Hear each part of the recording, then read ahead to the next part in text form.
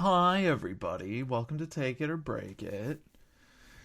I'm here with John. Hi, John.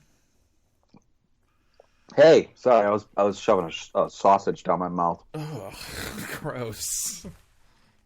Yeah, I don't know what to tell you. That's literally what was happening. You were just like, oh, that was you?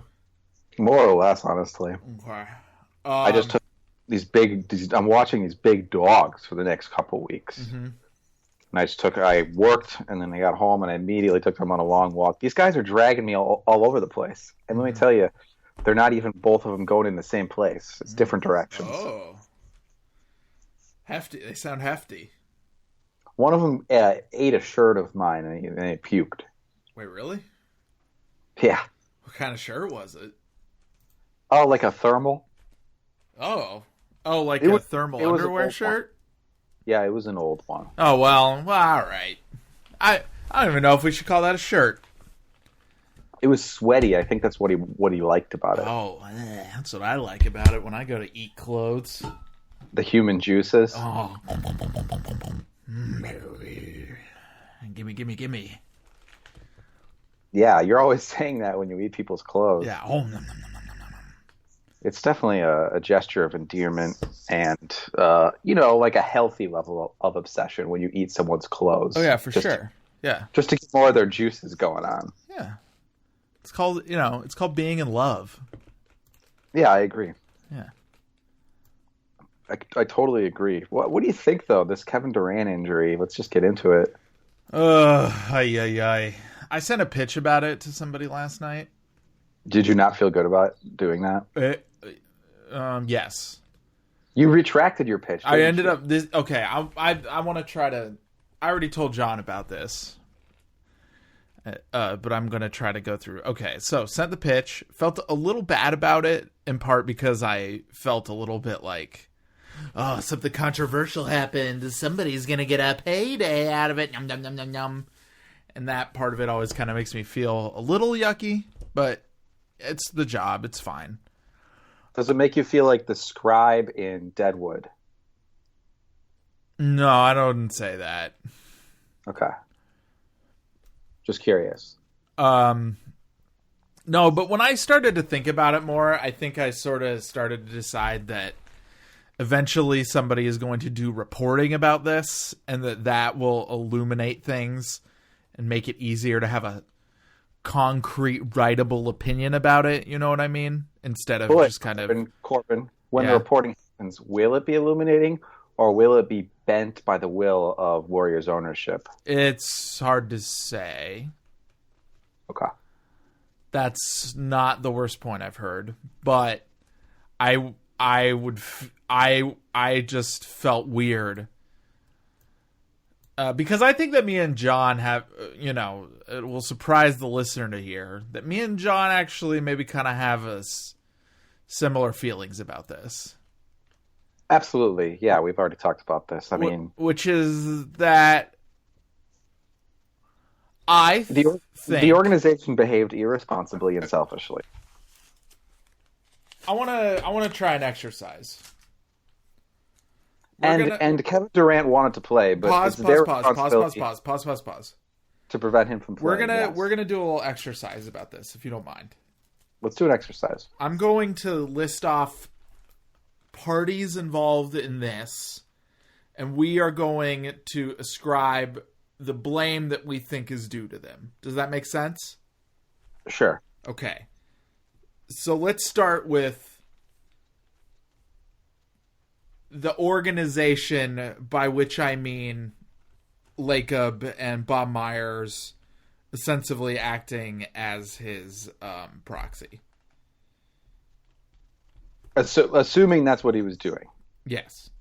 Because we don't really... in terms of like breaking down the various people who are meant when we say the organization, I'm not going to try to single anyone out except for the owner, because you're the one who has executive control over everything. You have veto power or green light power over literally everything. But even then, we don't know what kind of information he had. That's true, even then. Yeah. I know what kind of information I had, though, and it was enough to know that was a bad idea. Okay, And so what information are you going to say that you had? a calf strain. Normally a with 6-week injury at least. Normally a 6 weeks injury, and when you rush it, exactly what happened last night is one of the high risks, Now, which is an Achilles injury. which is an Achilles injury. Two things about this. One, are we sure it was actually a calf strain? Well, of course we're not. Okay, so that if it wasn't actually, that would be the providence of their team doctors. Is that true? Yes. But Okay. all the information we've gotten is suspect, honestly. They've been, and this is squarely on the shoulder of the organizations, because the media is reporting what the organization is giving them. Mm-hmm. And they have not communicated shit about this injury very well at all. They just said, like, they referred to it when it first happened against Houston in the most oblique possible terms. They're just like, oh, lower right leg injury. Like, what the fuck is that? Okay, so this is to And never say put a that con- I think never it's put a safe to public say that timetable. Lacob and Bob Myers were really wanted Durant out there. It would seem so, yeah. And Bob Myers last night said, if you want to blame someone, blame me. And so I guess maybe I should. Or is he just taking bullets for his fucking owner? I don't know. Well, I suspect that they work in concert on something like this. Sure. Sorry. Yeah, give me a second. Much like you and I work in concert, since I am the general manager of Take It or Break It. And which you own. and I am the owner. Yeah. Yeah. Boy, if you're the GM, you are doing a real half-dick job. Well, you're not giving me much to work with, buddy. Okay. Okay. So it's safe to say they wanted Durant out there. I think it's probably safe to say that. Okay, you know what? I don't even know if it's quite safe to say that. Okay. Here's a question. Do you think that they took unnecessary risks because they knew that Durant wasn't going to resign? I have no idea. I don't think so. I don't think that... Because I think that if we're going to say that there's something that Lacob and Myers did that was specifically, like, really heinous, it's that. Right. And that's definitely a possibility, but I'm not, like, confident in it. To me, like, the thing I feel more sure of, which I don't actually feel sure of, because this is also speculative, except for the medical information, which is enough for anyone in the world to know that he shouldn't have played yesterday. The fiction of it, behind the scenes, how it happened in my mind, I don't see them behaving that rationally. I see them just getting, like, in a panic over the prospect of not winning the finals, looking down the barrel of that. And they sort of set themselves up to fuck up and panic, which is exactly what they did, allowing him to play yesterday, when they decided not to put a concrete timetable on it weeks ago when this happened, and to not communicate clearly publicly about what was going on when this happened. They set themselves up that way. They could have just said what it was and how long of a timeline it should be, in which case we would have known, we would have been able to deduce that Kevin Durant, according to the soundest medical information, was out for the season. Available to a layman. Maybe a Game 7 if they go to Game 7 in the semifinals of the West and the Western Finals and the Finals, and the season as a result gets extended, into when he should be able to play. Do you think that Lacob was panicking about it disproportionately because they're opening the new arena next year? Probably. I mean, it seems like this is a dude who likes to put jewels on his finger and polish them at a rate that is, like, daily. Uh-huh. And that if he is interrupted in this process, or if he's been eyeing a big jewel he wants to put on his middle finger and polish for, like, years, and then somebody takes that away from him, he might just do something stupid.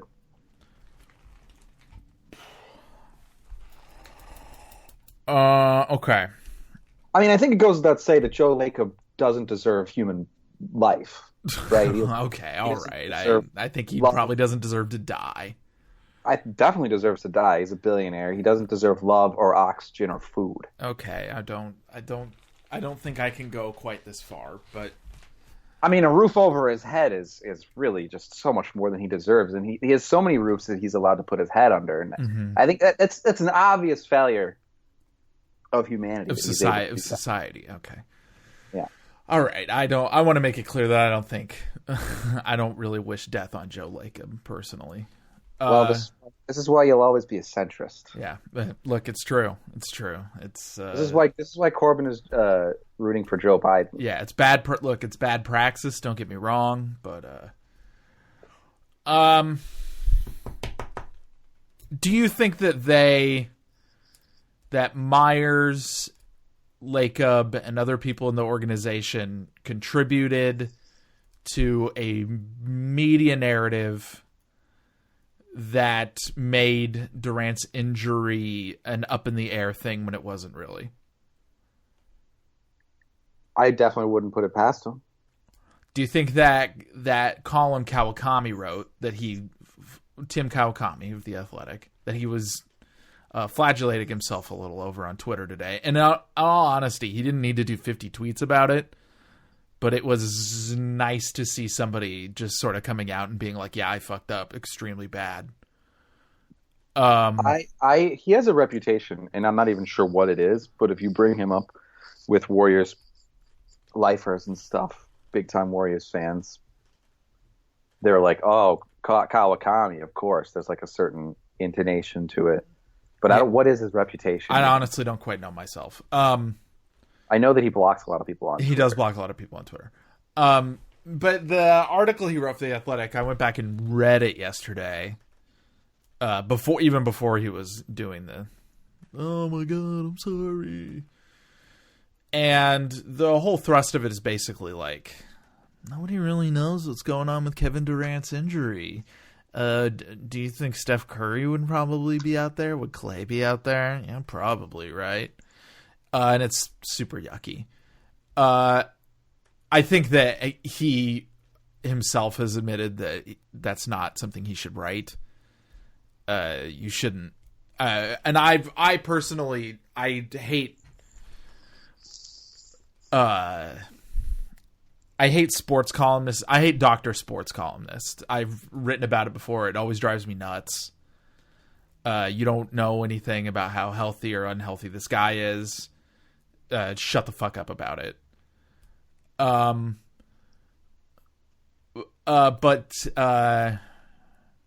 did you see the thing Jalen Rose said today? I didn't see what he said. I was going to watch that. Yeah, it was actually pretty, what's the word? Clear? What's like when somebody says something that has clear thinking behind it? It was illuminating. Illuminating. Okay. It doesn't matter. This is not searching for words with Corbin Smith.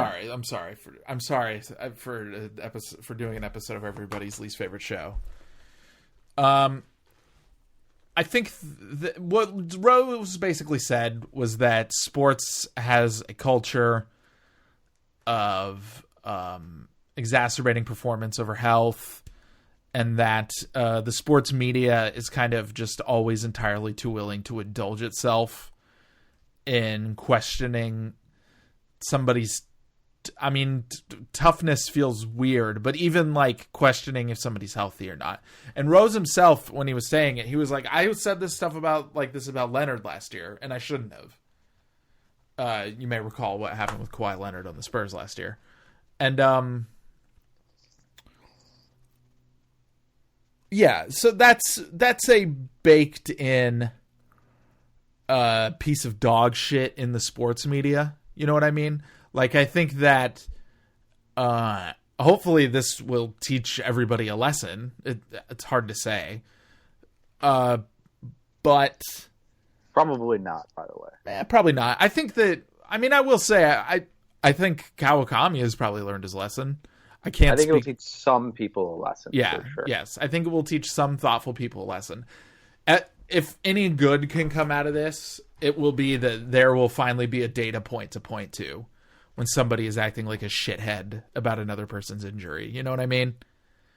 You can finally say, like, look what fucking happened to Durant when you did this.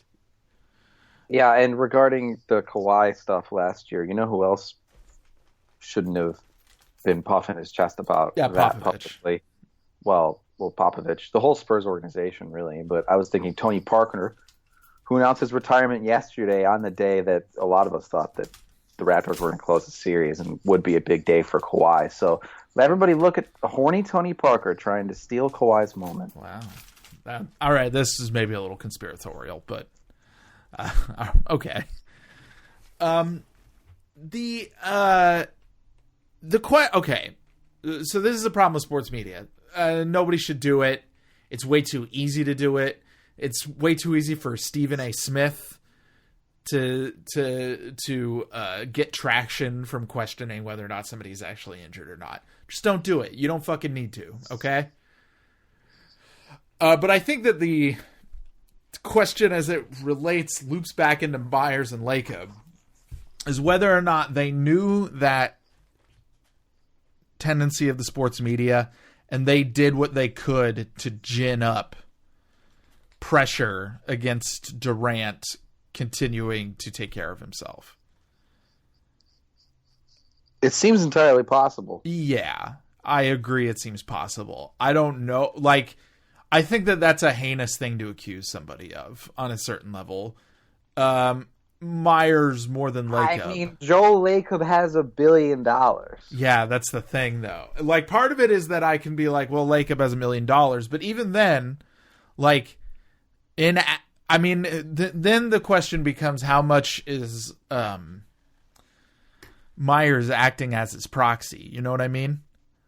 And so, yeah, I mean, I think that's a heinous thing to accuse Bob Myers of. Definitely. I mean, and he seemed like he in his blubbering press conference last night, I honestly just expected him to puke on network television. Uh-huh. You had your dick out. You were all ready for it. Or just turn into like a genuine like network moment where, you know, ostensibly normal broadcast becomes like an unhinged rant of some kind. Mm-hmm. But he seemed like a man with a heavy conscience and a torn heart. Yeah. During that conference last night. We'll see.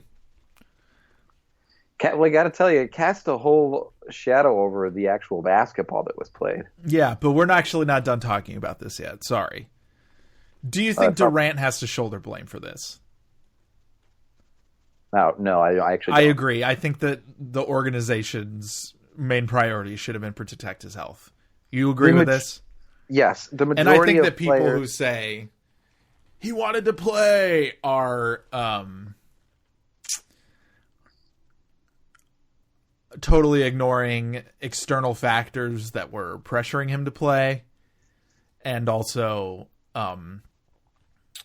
his own athletes always want to play.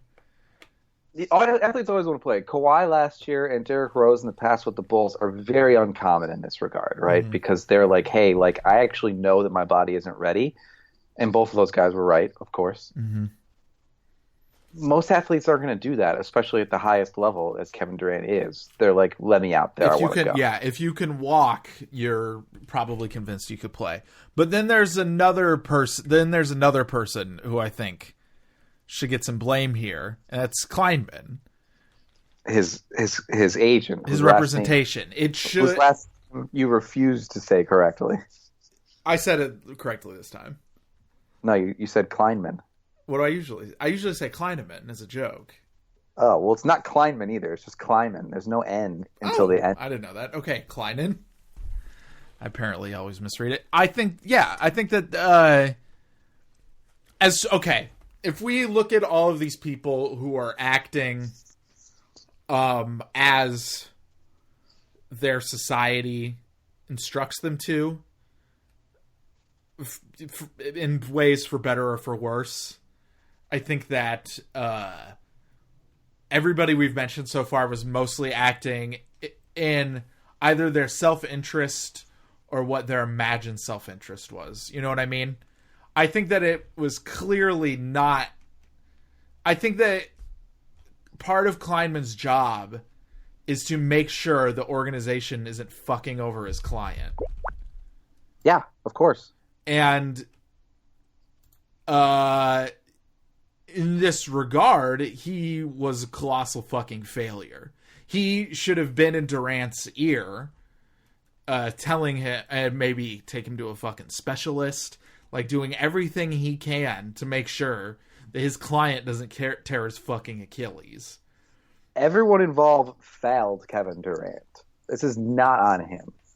And it fucking breaks my heart because as much as we are fucking annoyed with how goddamn unbeatable the Warriors are with Kevin Durant, and as much as he's lashed out at the media and random fans and stuff, like, I like Kevin Durant, and I think about him dancing before the game last night and then what happened after that, and it's fucking heartbreaking and it sucks. Like, I'm fucking pissed off. When it happened, I refused to sort of process it because I was like, I'm going to watch the rest of the I just thought it was a calf aggravation. I want to say something in defense of the weird cheer boys. I don't think they could have known that was a Achilles pull in the moment. You know what I mean? The people in Toronto who were cheering. Yeah. That's so... people got so mad about that, but it's like, give me a break. Like, you're at the finals, dude. You don't even know what's happening. You are really, really ginned up. You are like a little mouse in a big maze set up to stimulate you at the maximum amount at all times. Like, Let's not judge those people. That's ridiculous. Also, any fan base would have reacted exactly the same way. I agree. It's maybe a little gross, but I mean, but also I've actively got on this podcast and made jokes about celebrating people's injuries. This injury is one of the this injury broke that joke. Yeah, it did. I was watching the game with Sean last night. You what now? I was watching the game with Hyken last night. What did he have to say? Well, and he was like, "I love this. I love injury." He didn't really say that. That was a joke. No, he would never say that. But he made the joke like, "This is the time for you to start that Instagram account where you joke like you're really into athletes' injuries." Anyway, but this is okay. I think that most athlete injuries, I watch them and I think, that sucks. It's shitty. It's bad. You know, it's bad, but it's also, but it happens. Yes. It's also the way of the human body. You know what I mean? You don't get to play high level sports forever. This one was different because it was eminently preventable.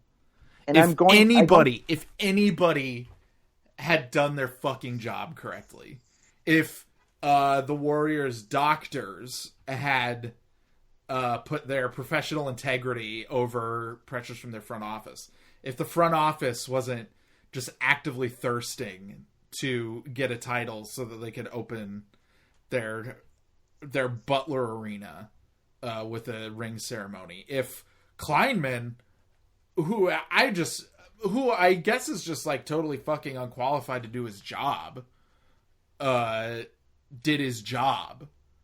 There's so many people who fucked up so badly that like I have to go from the place of being like, yeah, you know, it happens. It happens. That's the way. That's what a human body does. To this is a nightmare. You know what I mean? You can hear it in our voices. We're not as playful as usual. Yeah. It's like it's fucking depressing. Like, yeah, it's the most depressing injury I think I can remember. And I was really excited to see him. I mean, I was definitely rooting for him to go to a different team this summer, and I was really excited to see which one. I was assuming it was going to be the Knicks.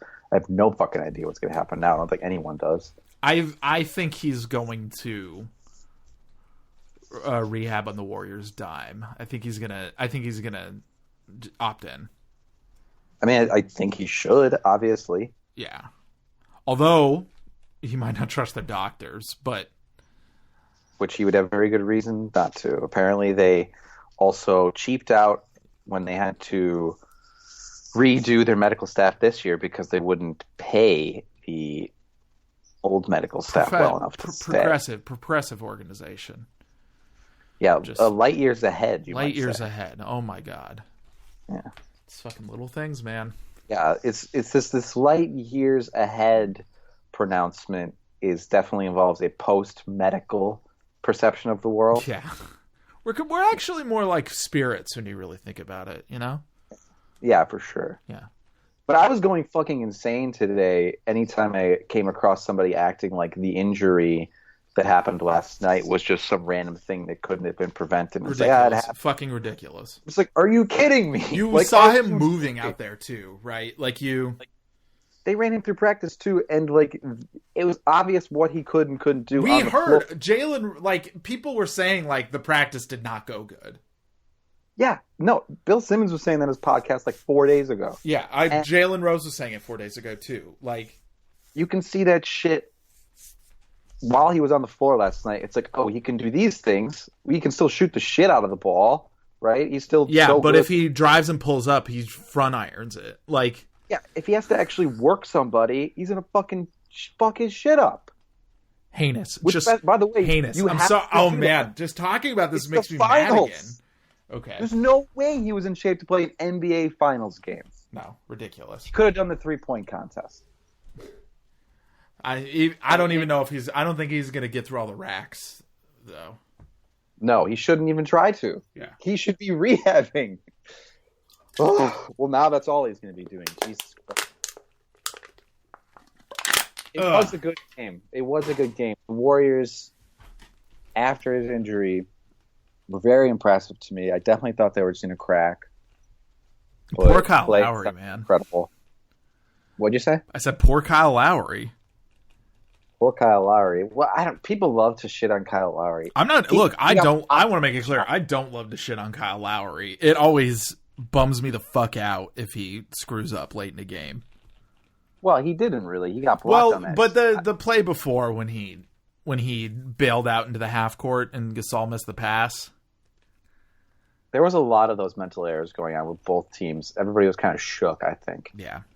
I think the Raptors are going to win the next game, by the way. Well, yeah. I mean, Steph and Clay had some of their most inspiring performances we've seen from them ever in clutch moments. Both of them did. Yeah. So it's kind of, and they won by a single point. Yeah, and they blitzed the Raptors at the top of the game with just a hellstorm of threes. All things considered, I give the Warriors like an A last night, and I give the Raptors like a B minus C plus. And I don't think that.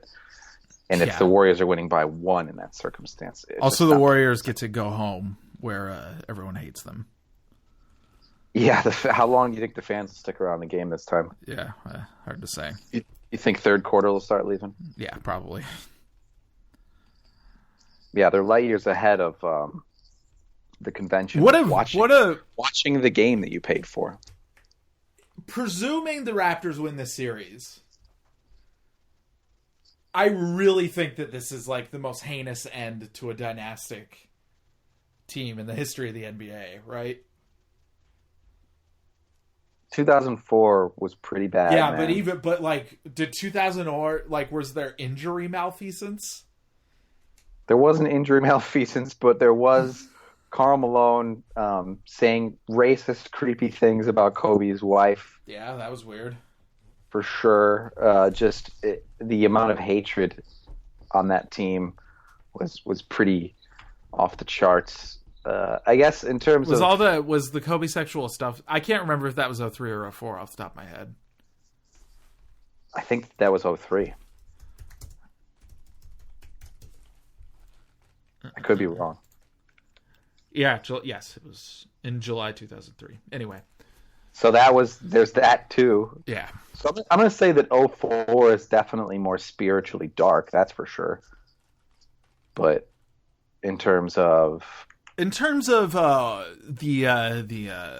sports series expressing the light tap of capitalism crushing everybody's skull, it is the Warriors really brought it home. Yeah, I just want to say on today's Round Ball Rock podcast, Sean Keane was developing this viewpoint that you just espoused, sort of like very sarcastically, though, and he was like, maybe I'll read about it in the Daily Beast this week. Oh, come on, Sean. I haven't listened yet. But he shouldn't have ginned up that take sarcastically, though, because it's the correct take to take out of this, right? Like, this is a fucking bunch of ownership people and management people pressuring labor, and of course, it's not like he's a fucking cashier at McDonald's. He's a $30 million a year, whatever, basketball player. But it's still that. Yeah, right? using a culture of hard work to press on him too, like yes. exploiting a media that was all too willing to cast shame and aspersions on Durant. I'm with you, and I don't think that Sean Keane, and I know that he's just upset. He's upset like all of us, but I don't think he should be throwing anticipatory shade at you for thinking of the correct viewpoint himself, basically. I'm just trying to stand up for you. Thanks, John. I haven't even listened to it yet, and I also don't. I wouldn't intend to take offense from Sean. Okay, that's good. I mean, we love Sean. Yeah. I do love Sean. Happy birthday to Sean. Happy birthday. 69th birthday for Sean Keane. He's turning 69 years old. 69 years old. Yeah, it's actually his 420th golden birthday, though. Oh, yeah. I've been eating a lot of asparagus lately. Heard about this. Yeah, I heard that you were doing that. Yeah, and it just changes your urinating life, you know? Yeah, it just smells. Yeah, you forget about it in the moment. Like you're like, oh, I gotta pee. So you get up, you go to pee. Then you let it go, and then whoosh! Just a big face full of it. You know, I've never had this issue. I've never had smelly asparagus pee. I've been eating a lot of asparagus. Fair enough. I've taken down like a week's supply in 3 days. It's pretty cool. Thank you, John. I agree. It's very cool. Is it like an asparagus cleanse or something? No, that's the vegetable I've got. Or I'm going to be taking the ball out of your hands now, by the way. Oh, why? We weren't going to are we going to transition to WeWork or what? Well, there's a lot of different things I want to run through on the list here on the document, the shared document. Some of them just to let you know ahead of time, so you don't get too tied up about it. Some of them are going to be quick. Okay. Okay. First of all, Jonas Jerebko, Jonas Jerebko, but go ahead. Do you though? Yes. Unlike every NBA podcast I've listened to since the finals started, people have been confused about how to say his name, and I've heard each of those pronunciations. Everyone on the real media says Jonas Jerebko, and they have pronunciation. So, from personal experience, nobody says my last name correctly, right? I don't even correct people anymore. Yeah, because your last name's Wilmes, and some people pronounce Wilmes. Well, exactly. That's the opposite. What? It's the opposite of what you just said. I haven't heard that. Is that true? Well, I know you're doing a bit right now, but I couldn't care less about it because I've been worn down on this my whole life. And I just have trained myself to not react to incorrect pronunciations. I just don't care anymore. Mm-hmm. People can say it however they want, because otherwise I'm just going to be dealing with. If I care about it, I'm just going to be annoyed by it all the time. And so this is what Jonas Jerebko is going through. He doesn't care. I might have said his name just wrong just then. He doesn't care. Eloy Jimenez on the White Sox, similar, right? His name is spelled Eloy, and naturally, when he comes to America to play for the White Sox, everybody just says Eloy. That's not how you say it. It's Eloy. But during media day or whatever, they were like, "Oh, are we pronouncing it correctly?" And he's like, "I don't care what you call me. You just pronounce it however you want to." I'm looking at the Warriors game notes that has a little pronunciation guide for some of their players, and it says it is Jonas Jerebko. Yeah, but that pronunciation guide could just be based on them asking him and him being like, "Sure, say it that way. I don't care." It could be. Okay. I didn't know that you felt such kinship with the mispronounced names of this world. I do now. Is it because of it's me? It's just something I'm starting to realize. It's a kinship that's new to me. Okay, so that's off the list. All right. Now we have a listener question. Okay. Somebody asked us who would win in a fight between Keanu Reeves and Bryant Reeves. I mean, if we're being real about Bryant Reeves. Actually, I'm not sure. Well, Bryant Reeves is very large. He's a professional athlete, or former. I think he's in pretty bad shape, though. I'm not sure how coordinated he is. And like after he retired, I'm pretty sure he like kind of just. Did you happen to see John Wick 3? I haven't seen it yet. Well, there's a scene where you see Keanu kind of without his shirt on. Let's just say he's not a war machine. All right. He's more of a sex machine. Yeah. Look, he fucks. Don't get me wrong, but I don't think he's carrying around war in those arms. You know. That's a question from Johnny at Johnny JOHNNY_G_B. Thank you for the question, Johnny.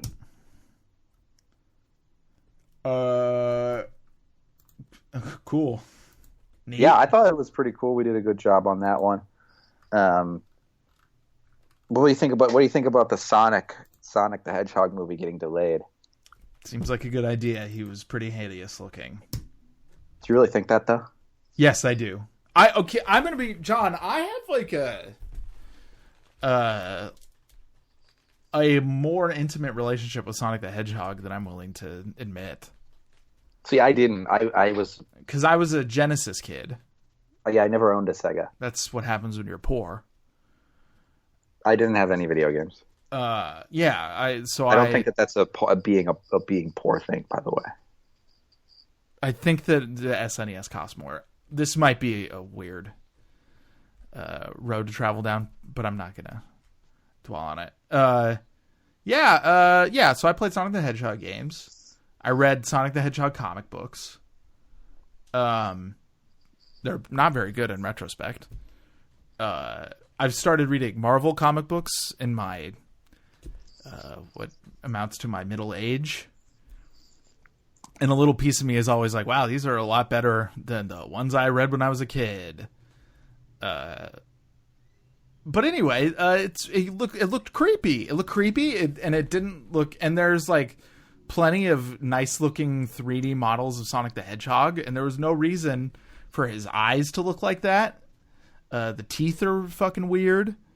Honestly, the legs I could take or leave.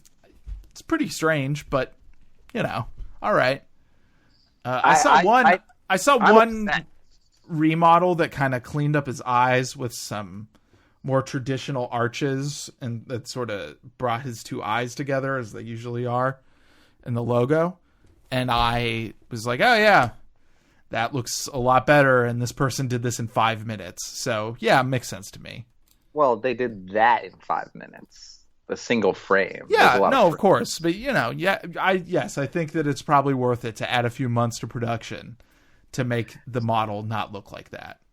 To me, I think that what they've done in delaying the movie and kowtowing to the mob. Why are we talking about this like 2 weeks after it was announced? Well, it doesn't matter. We don't ask stupid questions. I mean, we're talking about it. We're in it. I'm sorry. You need to. And here's exactly what I need to say to you, as well as what I need to say to the people who are making a Sonic movie. Conviction matters, all right? And cowardice is noticed. And this is going to drag the movie into a sort of hell that has most recently been known by that of Justice League, when they had to digitally render the mustache off of Superman's face. In fairness, that did look pretty bad. Yeah, and I think that when you start, diverting your production away from conviction and into sort of the hands of these little mealy-mouthed, fucking succubi who are telling you that your uncanny production is too scary for them, I think that, it's a cautionary tale that we should all be taking to heart. That's all. Okay. I think that thing looked pretty fucking hideous, and changing it is a good idea. Okay, fair enough. What about this? The idea of, and free agency is coming up. Mm-hmm. The idea of all these guys potentially all signing short contracts. That's what people are saying Kawhi might. Let's talk about this another time. Okay, but we're gonna talk about it. Yeah, I have no desire to talk about it right now, though. Let's talk about it when it's contract time, baby. Okay, what do you want to talk about? You pick from the list. I want to talk about this fucking WeWork article. Well, we're gonna have to dig into that. Okay. Another quick item before we do that. Okay, we're still in the speed round. All right. Still in the speed round. On the last episode, I started calling this bitch center, right? Mm-hmm. You did. I mean, once Sports Center for bitches. Yeah, this is in the premium feed, and I said, "Please stop calling it bitch center," and he kept calling it bitch center. So, well, here we are again. Da, da, da, da, da. Da, da, da, da, da, and it's like, today on Bitch Center, and there's like still the music running on a lower volume beneath the announcer's voice. That's me. Today on Bitch Center. That's what. Sorry, I was trying to do the music. This is Bitch Center. Welcome back.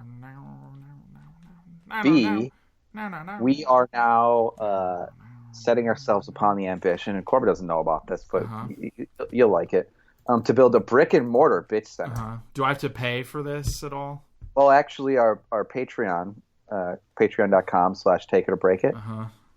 You should all subscribe for a premium feed. Now the money, we used to just take it as income and create extra content. Now we will be doing I mostly content. just use it to buy lifts. Okay, we'll do whatever you like, but okay. Now we'll be doing the content pro bono. You're still paying for it, but all the money is going toward the brick and mortar bitch center. Didn't agree to this at all. Well, it's happening. It just sounds like now I am definitely paying for it. I mean, I think people are going to really like it. I don't think that you'll regret the cost. The bitch center. Yeah, the bitch center. It's coming. It's coming. Details forthcoming. Okay? Okay. What's this Nate Duncan thing you wrote on here? Well, so Nate Duncan was absolutely right about Kevin Durant. He has the same take that we do, basically. I don't think he put quite as much of leftist vigor into his process in coming to the same conclusion that we did. But on this morning's podcast, he literally played a clip of himself from the podcast the day before, in which he said why they shouldn't play Kevin Durant in Game 5. And he's just like, I don't do this very often, but check out the receipts on this. And I just thought that was incredibly amusing, and I'd like it if more people did that. Okay, yeah, I honestly respect it. I don't have any real opinion about the United States women's national team annihilating Thailand. Seems pretty funny. It's funny, okay. Yeah, what do you think? Funny, right? I don't know. I didn't get to watch it. I was at work, but when they're up like a 12-0 or whatever, I'm like, all right, this is getting a little out of hand. I think you should keep letting it on. Personally, I think some of the manners bullshit of sports keeps people from exploring the outer edges of dominance, and I don't like that. Okay. You know? Light years ahead, baby. Stick it to him, motherfucker. E3. There's a number of things that have come out of E3. I don't follow that stuff closely. Yeah, but this is a Super Smash Brothers podcast. Yes, and Banjo-Kazooie will be a playable character in Super Smash Brothers this fall. Seems fun. I am so excited about it. I resent that I know about it months before it's going to happen because I'm too excited, Uh-huh. and it's going to take months before I can actually get my hands on that playable character, Uh-huh. who inevitably is going to be very fun. There's no doubt about it. Listen, nobody is going Who to put their doesn't hands love on. a banjo and a kazooie? Everybody loves that shit. Arr, arr, arr. An indelible comic rendering. Mm-hmm. We all want it in our hearts. We all Mhm. want it in our hands. Oh, So absolutely. this is usually like a hype culture, release culture. Like I'm old, man. I don't get that excited for shit. Uh-huh. Things happen. I anticipate them in a way that's primarily knowledge based. Mm-hmm. This is a thing where like I get emotionally excited Mm-hmm. and I feel manipulated by the machine, and I resent that Mm-hmm. because I want to do it right now. Mm-hmm. How do you feel about the Dragon Quest? I don't know what that is. That's the other DLC character. Is the lead character from Dragon Quest? I didn't realize there was another DLC. Yeah. Right? Am I crazy? Downloadable character. No, you could be completely right. I don't know. Looks like yeah, Super Smash Brothers Ultimate Dragon Quest reveal trailer. Wow. Yeah. It kind of seems like I don't know what that series is. I don't know what that game it's is. a So I can't. it's a Japanese RPG series. The characters are designed by Akira Toriyama. Do you know who that is? I don't. He's the creator of Dragon Ball. Oh, okay. And Okay. little piece of me is kind of just like, well, you couldn't get Goku, could you guys? Right. No, probably not. So For you, intellectual property reasons. Yeah, so you just went to like the third best thing you could think of. Boy, the IP on those Dragon Ball characters has got to be pretty steep. Yeah. It's a popular Those guys series. can't be cheap. It's a popular series. You think they're ever going to pull off a Western movie adaptation? I hope not. Oh, you hope not? Yeah, that's a form of bullshit I don't think I need. Okay. Were you Maybe, were you a Dragon Ball man ever, John? No, I wasn't. No? Okay. Yeah, I think that tracks. Yeah. I mean, I'm not very powerful. Is that what you mean? Yes. Yeah, what are your power levels? If somebody Well, looks at you with a power level reader, does it break? And they go, whoa! That's not. Yeah, I don't even know how to respond to what you just said because I'm not powerful enough. What's I up? guess. You think you could? What kind of numbers do you think you're putting up against Majin Buu? You think? I have no idea what you're talking about. What's Frieza? What do you think? You think you could take Frieza? What's up with that? Please answer. Please ask me something I have any idea about. Okie doke. You went to the Cubs game? Yeah. How was it? Bad? I mean, you hate to see it. It's a disgusting organization. Mm-hmm. Absolutely. And I hadn't been there in like 5 years. Mm-hmm. Usually I just go because a friend will be like, all right, I got this ticket. You going to come with me or what? Wow. Are your friends all this mean to you? No, I mean, they want me to come. It's more. Okay. They kind of know. They want to have fun. They have the ticket. They want me to come with them. But they also know, like, John hates the Cubs. Yeah. And John hates the fucking Cubs. I really hate them. And I considered it in some ways as an exercise, right? Where, like, all these people around me are rooting for the thing I like the least, pretty much. Mm-hmm. And they're all wearing their fucking Cubs shit. And I just wear like a black T-shirt or whatever, and I don't want to be a hater, and I don't want to say anything shitty, and that was sort of my. You're wearing a black T-shirt though. Yeah, I was. Was it a mourning for the decency? It was, yeah, it was. Yeah, but they've modernized the stadium and area to an extreme degree, and it is just insufferable. It's such a fucking suburban takeover, and there's so many people at the stadium who don't live in the city, and they've just made it so tourist friendly and so family friendly, and it's just all these like feckless people who have never had a moment of style in their entire lives, and they've made like the menu, like there's a lot of good food there, I guess, but there's like one of the whitest things I've ever seen. It was like a full long hot dog with like pickle aioli and crushed chips on it. I was like, what the fuck? It's like Boy, you said pickle aioli, and I was like, I could get down with that. But the second you start to throw chips in the mix, Corbin's out of here. No, and I find that to be a representation of what's going on deep in their souls. Is that your new segment on the show? No, with John Wilmes. That would be pretty good, actually. Yes, that is the new segment. But yeah, a lot of friends of mine who are Cubs fans are like sort of setting it up for this to be their last year that they're really into the team because of the things going on with the organization. And next year, the Cubs are starting their own network, and it's they're using Sinclair mechanisms. So a lot of people are like, wow. "That's really gross, guys." Really gross. Hey, say what you will about Jerry Reinsdorf. Yeah, Jerry Reinsdorf. He would never put that much work into something. No. Yeah. Yep. So that happened. I went to the game.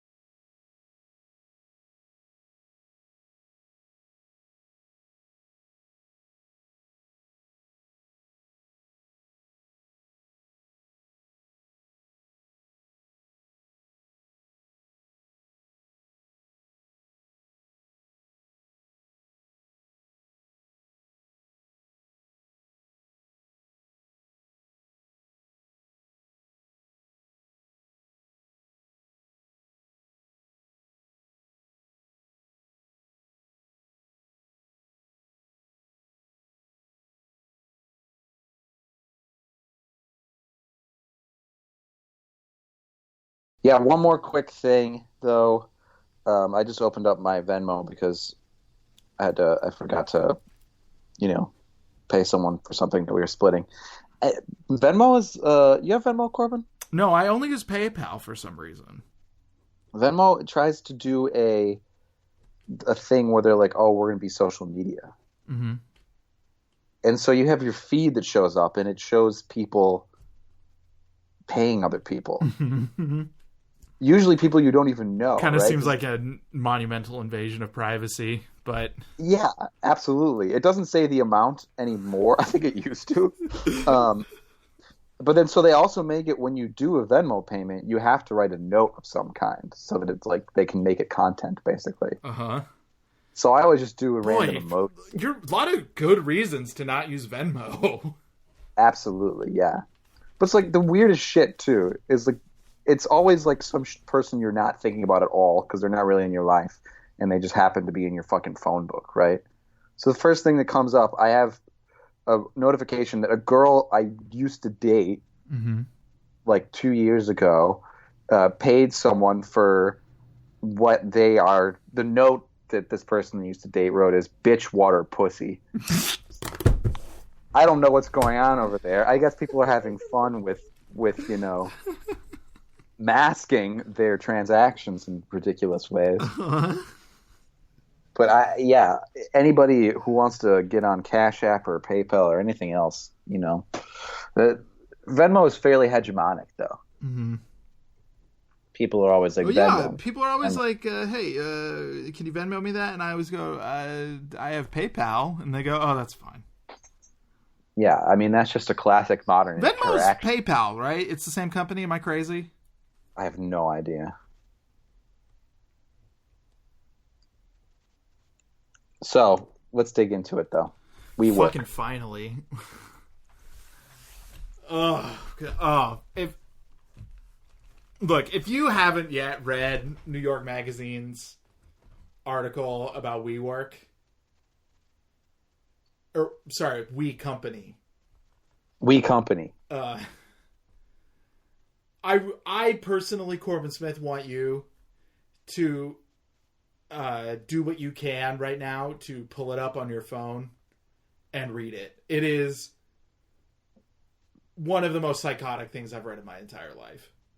Published yesterday, June 10th, 2019. I tweeted it with the caption, "Eat the rich," because nothing I'd ever read in my life had made me think that was a more appropriate thing to say, perhaps. And it's about Adam Neumann, the CEO of WeWork, who is, by any sort of tasteful metric, a colossal fuck-up of a human. Starting what is now one of the most valuable companies in the world, which is basically just like, I guess you would best describe it as like a real estate middleman. A real estate middleman. That's That's what it is, right? I don't sound stupid right now. No, not at all. They don't even own property. No, not really. They network property. They rent it. Yeah. And then they rent that out at with shortened leases to startups and even like IBM, which it's totally befuddling to me that IBM is like, yeah, let's work with this middleman. Well, in the process, of course, what they're doing is building what is most likely the vastest and most interconnected database of property in the world, perhaps, right?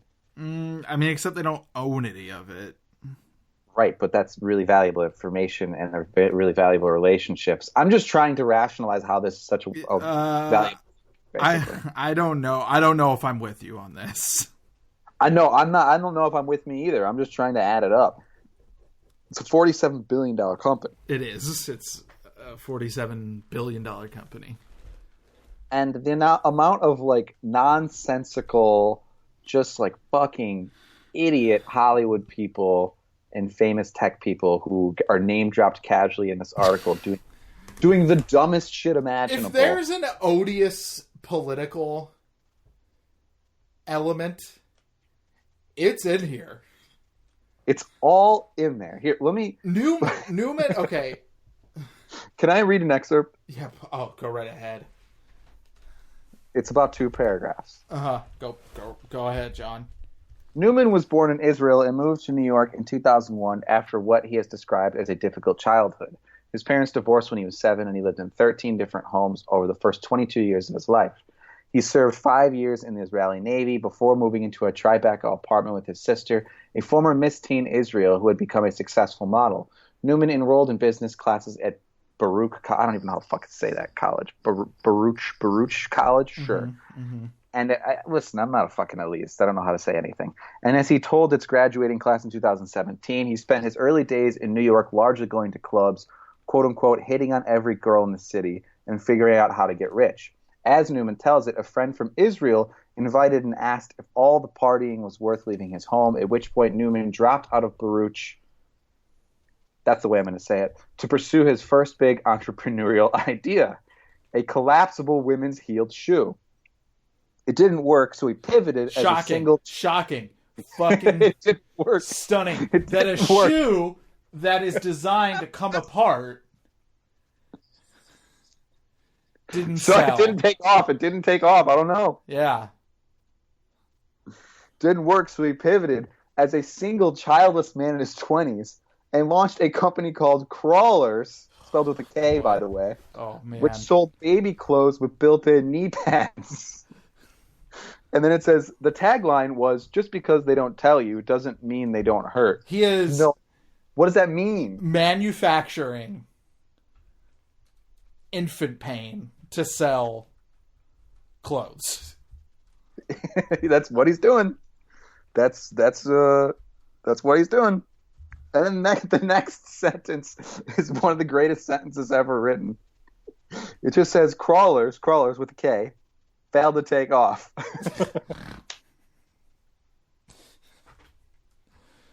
Just a huge shithead. Let's see who's in this. So yeah, there's the Israeli army, the IDF. Let me read this one more sentence. Oh, go right ahead. And then it says, we are already noticing the tough economic times, he told Women's Wear Daily in early 2008 as the recession hit. By then, Neumann had met Miguel McKelvey, an architect with a similarly unusual upbringing. And this is someone who he ends up starting WeWork with. While Newman spent several years living on a kibbutz in Israel, McKelvey was being raised by a collective of 5 single mothers in Eugene, Oregon. After college, where he studied architecture, McKelvey moved to Tokyo and started a website called English Baby. There's an exclamation point in the title of the website. That used American pop lyrics as a language learning tool, which is actually a smart idea. Like, this guy's a little smarter than his fucking crawlers making, partner. I think I'm looking for the here it is. We're talking about living in a kibbutz, right? Mm-hmm. In Israel, a kibbutz, of course, a communal living space in Israeli culture, where you're not living with your blood relatives a lot of the time, and it's supposed to produce a very specific type of person, and I know we all like to rail against Benjamin Netanyahu and the Israeli garden, as we should, but this is actually a noble concept that's part of Israeli culture, right? This kibbutz, and he, of course, describes it sort of garishly. He says that he has cited his communal upbringing as formative to WeWork's conception, but Newman has also described the kibbutz as a failed social experiment, flawed because everyone made the same amount of money. WeWork, he says, is a capitalist kibbutz. And it's just like, the phrase capitalist kibbutz, it shouldn't be written. Yeah, it's vile. It shouldn't be said. You left out the last sentence in that. Could you read that, please? It's like Uber for Jesus. Uh-huh. Yeah, WeWork, he says, is a capitalist kibbutz where weakness won't be accommodated. Mm-hmm. On the one hand, community, he has said. On the other hand, you eat what you kill.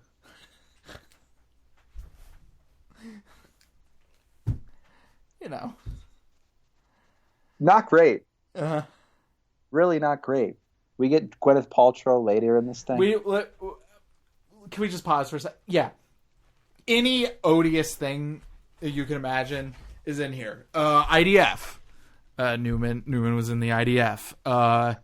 It's very similar to like the Elizabeth Holmes thing, Bad Blood, where you're like, man, this is ridiculous. How could it get any worse? And then they're like, Henry Kissinger. It just keeps falling in on itself in that way. The Saudis are major WeWork investors. For those who don't know, the Saudi Arabian government government is royal family. They probably killed a journalist. Yeah, horrible, heinous. One of the most repressive countries on earth, but also big Silicon Valley investors. Sure. Yeah. Also, somebody in that network of people is Rihanna's boyfriend. And I know we can't say anything negative about her. Jared Kushner comes up, of course. Oh yeah, Kush. Yeah, Kush. He takes a shot with Kush, doesn't he? That sounds true. Yeah. He says, after touring a property owned by Jared Kushner, then a young real estate mogul, Newman coaxed Kushner into a bar for shots of tequila and later settled a dispute by beating him in an arm wrestling match. Mm-hmm. So lame. Newman and his wife remain close with Kushner and Ivanka Trump. Shocking. Then he says, the past 10 years was the decade of I, he said in 2011. Uh-huh. This decade is the decade of we. It's kind of eerie how closely this guy resembles the villainous Armie Hammer character in Sorry to Bother You as well. Uh-huh. It's like that didn't occur to me, but that tracks, I think. I wonder, like, if that was just like a poetic coincidence of the universe, or if Boots Riley actually knew who this dude was when he wrote the movie. I don't think he did, because I think that he wrote that movie so long ago that there's no way it could be in any way based off of that. So this is just probably one of those poetic coincidences of the universe kind of things. His wife, this Adam Newman guy's wife, Rebecca, spelled with a K, of course. Of course. Is also involved with the business, as are a lot of his family members. Like Adam Newman just sort of openly doesn't try to hire not his family members. Which, once again, kind of makes you read this and think, oh, this is a scam.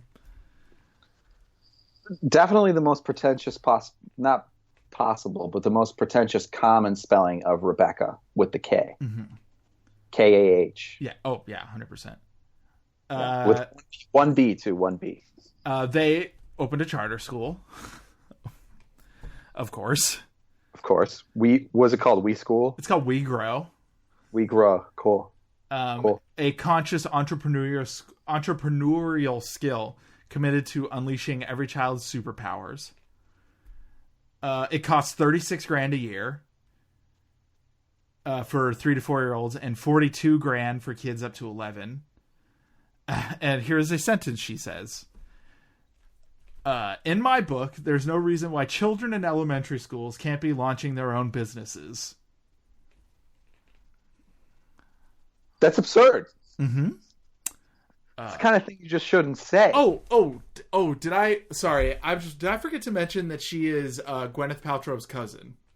She's Gwyneth Paltrow's cousin. Yeah. This company is just a real estate middleman too. There was a hilarious and thing. They don't even buy property. That's the thing that is maybe most befuddling to me, is that like if this company was buying property and transforming it into these things, then like I'd be like, oh yeah, you have assets and you're exploiting your assets. That makes sense. They don't. They rent property and then re-rent it out to people in these sort of weird cross-contaminating companies thing. Their own corporate headquarters is very crowded. Newman says ostensibly like, oh, because we want everybody commingling. You know, that's how you get the good ideas. But like apparently people who work there like don't feel like they can concentrate and work on stuff and shit like that. I'm just going to throw out maybe a theory about WeWork I got from reading this. Maybe the fact that they are going out of their way to not acquire real estate assets might suggest to somebody that this is a scam. Oh, yeah, it might. That they have maybe kind of generated a sort of faddish workspace idea. Yeah, they dress up their spreadsheet in like we're saving the world bullshit that people fall for something. Hideous. That's another hideous thing about it, is that this Saudi invested company is running on this Silicon Valley. This is going to change the world thing. Right, which has been fooling people for like 30 years now. Yeah. Yeah. Shouts to Wired Magazine for laying that narrative groundwork, by the way. Right. Okay. I mean, that's what they did. Okay. They also want to do like they want we. There's like all these different we companies they want to start for like we gun, you know, we fuck. Yeah. Yes, they did. There's we fuck. You know, there isn't actually, but what are you gonna do?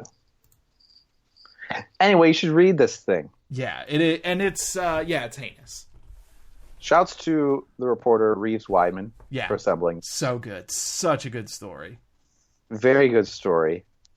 I love a good long form. There are a lot of long forms that come out, by the way, that people bandy about the internet, and I usually don't get very far in them.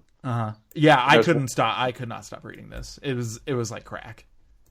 Yeah, it was just like, what is going on with these people? What is going on with the world? Change, he said, I think it's the best superpower to have. He then asked if I had seen the TV show Heroes. There was one character who was very strong, he said. He had the ability to have all superpowers. Newman neglected to mention that this was the show's villain, a serial killer who murdered people to get their powers. Mwah. So this is not an example of somebody missing subtext. Mm-hmm. This is an example of somebody missing text. Oh, we have to mention one more thing about this. The 2028. The 2028. The reporter interviewed Newman very briefly. Newman was like, I can't talk to you very long. I'm very busy because, you know. Because he's full of shit. Yeah, because he's a self-important dickhead. And he in his office he had a poster up that had what the author describes as a thing that looked like a terraforming project. And he says, "Oh, I shouldn't have let you see that." And it's labeled 2048 ominously. And he said, "Oh, I shouldn't have let you see that. But actually, it's closer to 2028. Now, here's my question. So, Is Reeves Weidman of New York Magazine, by reporting this anecdote, is he eating the bait? Was that a planned thing? Oh, yeah. Of course it was. And what do you think that's actually supposed to refer to? I don't know. Probably nothing. It's probably a MacGuffin. You think it's nothing. Yeah, I just think it's part of the con. It's part of the sort of making his mythology more swole kind of move that a shithead like this. It's hard to imagine this company is going to exist much longer. Like, there's other companies that do what they do without tacking all this stuff onto it. And, like, sooner or later, you have to imagine... I mean, first off, there's probably going to be a recession soon. Yeah. And you have to imagine that startups are going to be like, well, this is a wildly unnecessary expense. So... Yeah. Yeah, and insane. It's totally insane. And they just rent it. That's the part of it that I think is most, like, frustrating and baffling to me.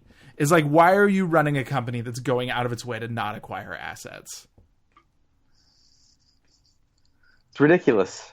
We love these narratives, though, right? These modern con artists, basically. That's what it seems like he is. I do think there might be something to, like, a company staying light on its feet when there's a recession probably coming, like you said. Mm-hmm. But then also I'm just, like, wondering where the value is actually coming from. Right? Yeah, like, right? Like, how is it worth that much? They're just operating as a real estate middleman. Yeah, exactly. Well, and there's, like, the curation element, too, because it's, like, the WeWork spaces have very specific... Yeah. But if you're running, like, eventually somebody is going to catch on that's a fad. That's, like, faddish, right? Yeah, it's like having a different kind of iPhone. It is like... It's like trying to... It's like trying to... Because you know how all these Silicon Valley companies... Yeah, they have so many, like, cool things and neat stuff to do at the office. They're, like, so selling benefits. a downscale version of it. Yeah, but that's always a bad thing because that means that they want you to work 16 hours a day. Oh, yeah, it's heinous. It's hideous. And because you're like, not you going to gotta believe it. They have a similar corporate culture at WeWork. Yeah, and believe it or not, if people actually use those things in their offices, like the ping pong table, the snack deck, or whatever the fuck they have, believe it or not, if you do it a little too much, you start getting shamed for it and criticized for it. And if you start going home to enjoy the things that you have at home, we're not going to be shamed for, actually using them. Then you're getting in trouble for not being at work for enough time. So you should never want this. Like, your office should be a normal place with just, like, first of all, you shouldn't even have an office. None of us should have to work, but that's another topic. Hell yeah. The whole WeWork thing it's a trap. Mm-hmm. They're like, oh yeah, we have every kind of coffee here. You don't have to leave.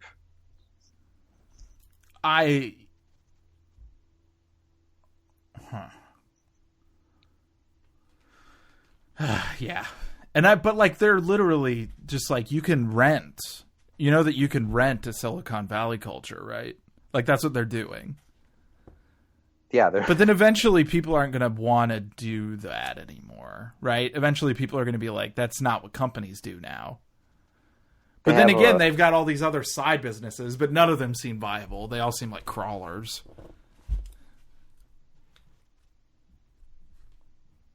They have a gym called Rise by We. They do. Yeah. There's an actual, you rent out like actual living space, like an apartment. Mm-hmm. That's called We Live. Mm-hmm. Yeah. Yeah. Let's just go ahead and let's close this one up. We've had a good talk. Yeah. A good long one. Yeah. What do you think is going to happen Thursday in this game? Do you think the Raptors? I think the Raptors are going to win. I do too. Nothing would surprise me, but I think that will happen. Yeah. I honestly think I might even be surprised if they didn't. That's fair. I think the Warriors have looked toasted in any game they played without Durant. I think that they were shooting abnormally well in the last one. Think that some people are trying to play it like they're doing it for Kevin, but the totally fucked. Not doing that. Also like the totally completely fucked nature of it must be dawning on some people in the organization. It might be dawning on Steph Curry. Yeah, we'll see. All right, that's all. Thanks for joining me, John. Thank you for listening. You can rate and review this podcast on iTunes. Subscribe to our Patreon, patreon.com/takeitobreakit. When the finals are over, we're going to be back to doing big boy stuff over there. Actually, we're going to be structuring it a little differently, but it will be in a way you enjoy, I suspect. You'll see. All right, that's all. All right, bye. Bye.